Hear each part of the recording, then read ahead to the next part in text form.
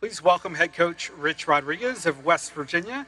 Coach, the floor is open. We'll open it up for questions from the media. So please raise your hand and we'll get started. All right. Center right. Coach, how are you? Good, thank you. Tyler Budge, CF Budge. You obviously used the transfer portal pretty heavily your first season at West Virginia. Something you also had experience using a little bit at Jacksonville State. Could you describe some of the major differences in terms of roster building in this modern era at West Virginia versus a program like Jacksonville State? Yeah, I'm sure I'm not the first coach to mention how transactional the rosters are and what's going on in college athletics right now. You know, and there wasn't a plan. I think your first year, you're probably going to have a little bit more roster turnover, you know, some with a new staff and all that. And, you know, it was more than we kind of expected, but at the same time, I didn't think we panicked. You know, the biggest thing is that you're going to bring a bunch of guys in. You got to make sure you evaluate the right way, and it doesn't change the culture or the environment that you got to have. And that's the one thing we were adamant on, that, you know, whether we bring in 70 new guys like this year or 25 next year or 30 next year, the culture and the environment has to be stable the way we want to do it, and that's why we feel good about it. But I'm hoping we don't have to do that every year. Last year, Jack State, I think there was over 60, and it took us a little longer than we should have to kind of get cranked up. But once it did, we wound up being pretty good. We're hoping the same thing happens. All right, we go center right in the back. Justin Spears from the Arizona Daily Star.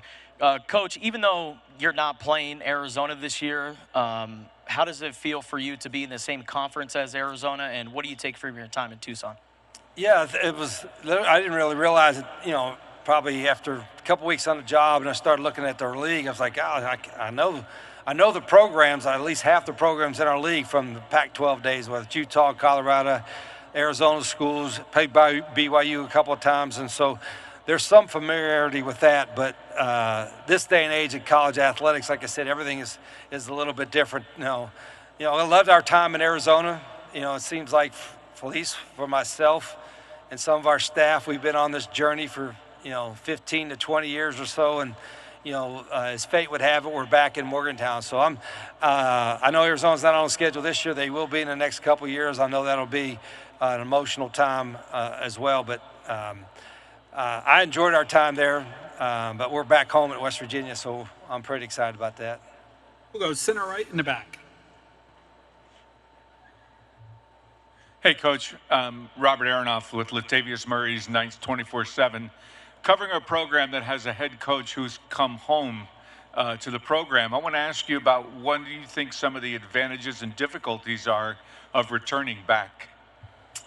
Yeah, good question. I think, you know, typically, and this is my 7th or 8th or 9th, whatever, head coaching spot, it takes you 6 to 9 months to kind of get a lay of the land, not just your roster, but the town, the school, and the community and all that kind of stuff. Well, West Virginia, it took 6 to 9 minutes. You know, wasn't a lot that changed, and that was a neat part. But coming back home, I know where all the bodies are buried and the traps are laid, and kind of understand, you know, the environment, so to speak. So that made it an easier transition. But then again, there's also times of change. We're in a new league.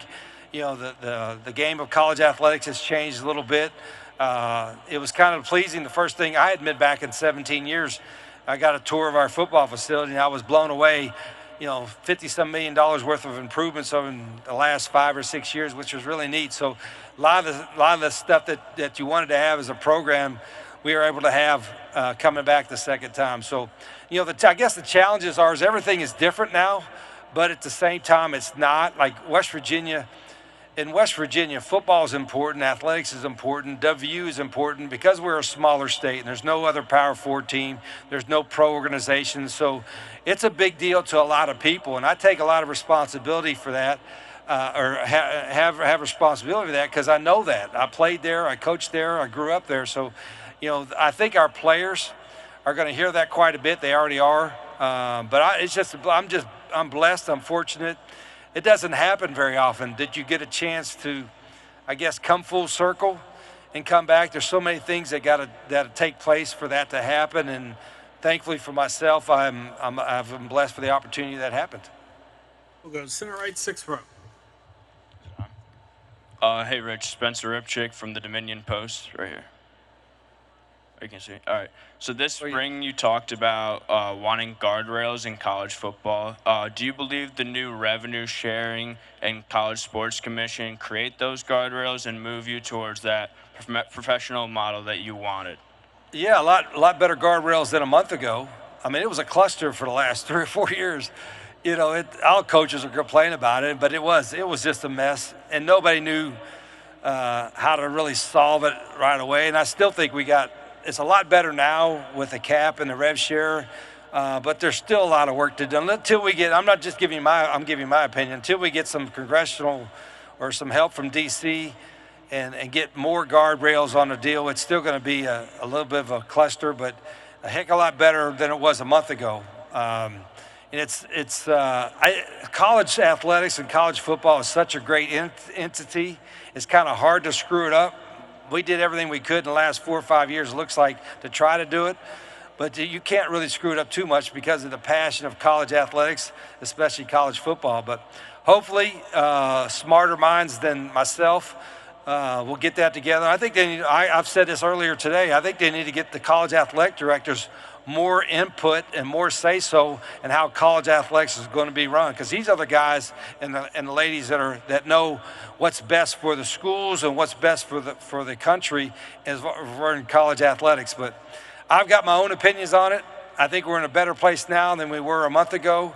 There's still some work to be done, but you know, we could complain about us coaches, but hell, it's still a pretty good gig. You know what I mean? These are good jobs. You know, there's a lot tougher jobs than being a college football coach. So, like I said, I'm fortunate and blessed to have what I have. Again, if you have a question, please raise your hand. We'll go to center left. Skylar Dixon with the AP. Rich, how has your career perspective changed in the nearly 20 years since you left Morgantown for Michigan? Yeah, I think, but not just perspective, but professionally, I'm a smarter and a better coach than I was a week ago, let alone 20 years ago. And if I'm not, then I'm not doing my program or my players or my coaches any service. So I've got to be smarter a week from now. And I was, you know, we're doing some of the same stuff, you know, philosophically, what have you, from 20 years ago. But I had to grow. I had to grow as a coach. I asked my staff to grow with me, the guys that are and the people that have been with me over the years, and so I want to continue to do that. I think if you learn from everything, whether it's good or bad, if you learn from everything, you got a chance to win. And I say this all the time. Every decision I make now with the program is, does it help us win?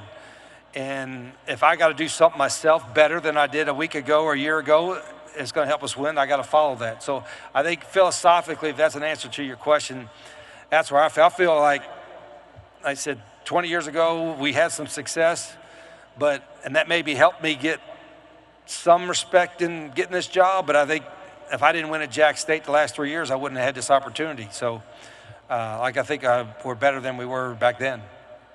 Center left, midway back. Hi, Coach. Cody Nesper, Gold and Blue Nation. There's been a lot of talk about how many good quarterbacks are in the league this year. How do you feel your group will measure up, I guess?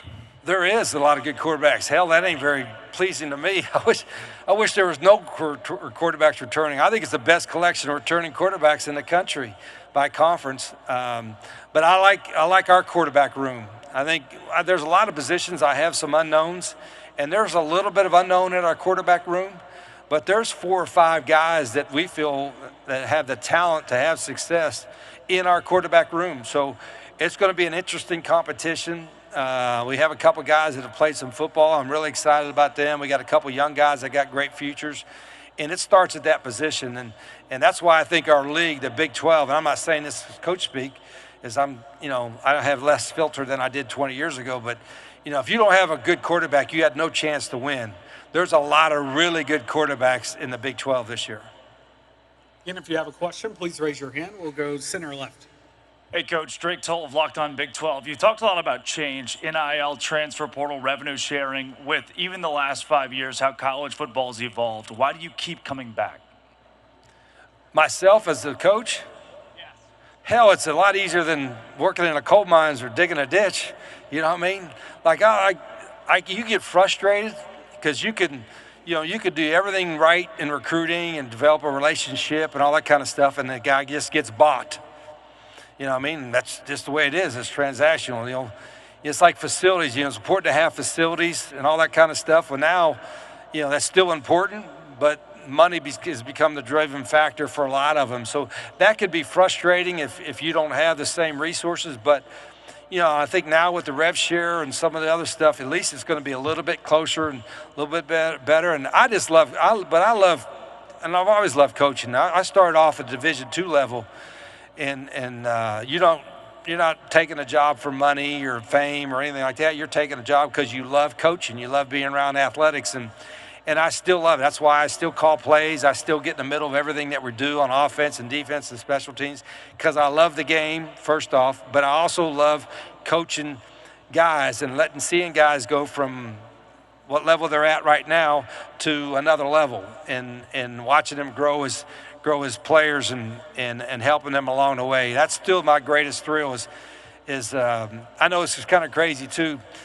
that there's you all that have been in, there's nothing like a winning locker room in football because there's so many people that did so much in order for you to have success. In that winning locker room, you see everybody hugging each other and high-fiving each other and all that kind of stuff, and that's kind of a thrill that keeps me going too.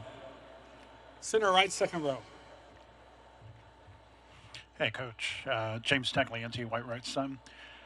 During your first tenure at West Virginia, you were offensive innovator. You were running the zone read. You were running the spread to run the ball. You were also running a 33 stack on defense. Now it seems like trends in especially defensive football, everybody's running a nickel or a dime secondary.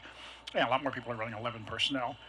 Do you see offensive trends like kind of coming full circle where we're actually going back more towards power football and kind of segueing back into what you've been doing at West Virginia now and even at Jacksonville State? Yeah, there's a lot of trends in football. It used to be, it started at the NFL level, then to college level, then high school level. And now you're seeing pro teams take high school concepts or college concepts and putting it in there. It was more fun 20 years ago when not as many people were using tempo or spread formations because you were unique. Now it's not as unique, but at the same time, I think you got to be who you are. And also be able to adapt. Like we're running a lot of the same stuff that we ran 20 years ago, but we're doing some of that stuff better, and we're doing some other stuff that other people have done better than us and copied them. So, I enjoy that part of it. I still think getting players to play really, really hard and harder than they ever thought they could play is part of coaching as well that we take pride in. But the scheme part of it, I don't go in every game saying, we're going to out-scheme these guys and we're going to be the smartest guys on there. And, it's not what you call, it's what you can execute. So I've probably become simpler as opposed to more exotic, if that's the word, from a scheme standpoint. But the playing hard and playing physical aspect is never going to change. Coach, thank you for your time today and good luck this season. Okay, thanks, guys. Thanks for coming.